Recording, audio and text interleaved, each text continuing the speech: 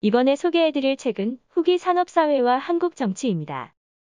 이 책의 저자는 고상두 교수님과 민희 교수님의 6인이 집필하였습니다. 고상두 교수님은 베를린 자유대학교 정치학 박사로 연세대학교 지역학협 동과정 교수로 계십니다. 민희 교수님은 경희대학교 정치학 박사로 경희대학교 정치외교학과 SSK 중앙연구단 학술연구교수로 계십니다. 그럼 다음으로 목차를 알아보도록 하겠습니다. 목차는 8개의 챕터로 이루어져 있습니다. 먼저 후기 산업사회 이행지표로서의 신사회운동, 후기 산업사회 노동시장의 갈등과 사회협약의 정치에 대해 이야기합니다. 또 한국사회의 이념 갈등, 후기 산업사회 시민의 변화와 민주주의, 세대 갈등에 대해서도 다룹니다. 한국 여성운동과 국가의 관계, 후기 산업사회 이주 문제, 한국 녹색운동의 정치제도화의 기회구조에 관한 연구를 이야기하며 책이 마무리됩니다. 이 책을 공동 집필한 저자들은 이러한 문제의식에 공감하고 한국 사회를 분석하였습니다. 토마스 쿤은 학문의 발전은 퍼즐을 풀기 위해 애쓰는 지식인들의 공동 노력의 산물이다 라고 말했습니다. 이 책의 집필지는 이행기의 한국 사회가 안고 있는 갈등의 성격이 무엇인지를 발견하려는 지적 호기심을 갖고 함께 고민하였습니다. 진리를 갈구하는 사람은 한시도 마음이 평안하지 않은 법입니다. 열정이 그 사람을 이리저리 휘몰고 다니기 때문입니다. 본 연구진도 연구하고 토론하면서 격정적인 토론과 반론을 거듭하였고 그 결과 다음과 같은 논의 결과를 도출하여 책으로 엮게 되었습니다.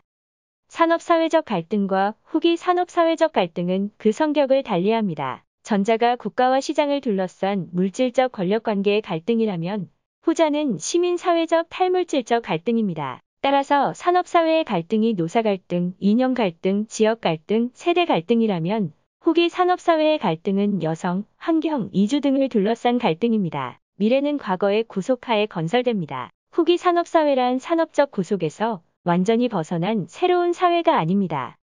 아직은 산업사회에서 후기 산업사회로 가는 이행 단계에 있습니다.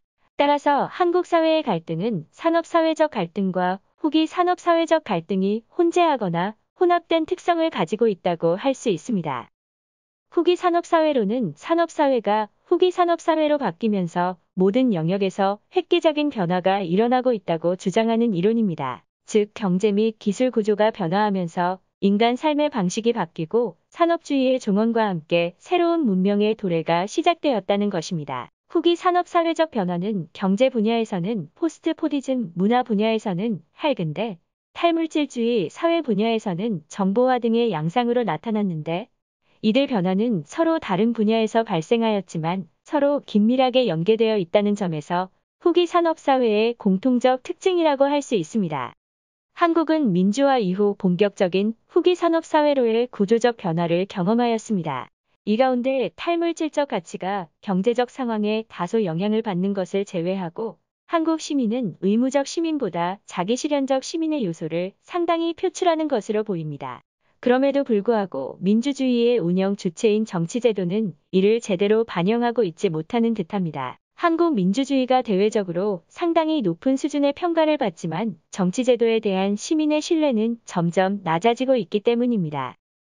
즉 여전히 우리 사회는 민주주의의 수준을 측정하는 척도로서 제도적 디자인을 우선시하는 산업사회적 시각에 머물러 있습니다. 반면 시민은 이를 넘어서 그들의 삶의 질은 어떤지, 그들이 얼마나 행복한지를 척도로 고려합니다. 그리고 이것은 변화의 한가운데 위치해 있는 한국 시민이 민주주의를 이해하는 방식이기도 합니다. 이를 통해 볼 때 후기 산업사회적 한국 민주주의의 현주소는 민주주의의 작동 방식이 변화 속의 시민과 제대로 조응하지 못하는 것으로 볼 수 있습니다.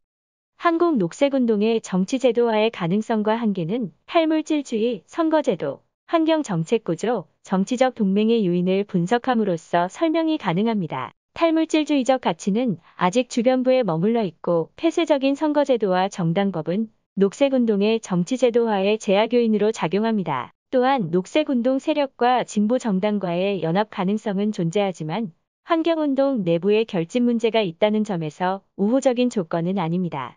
그러나 녹색당의 가치를 대변하는 기존 정당의 부재와 기존 정당의 환경에 대한 소극적 입장은 녹색당의 정치제도화의 가장 큰 기회구조라고 할 수 있습니다.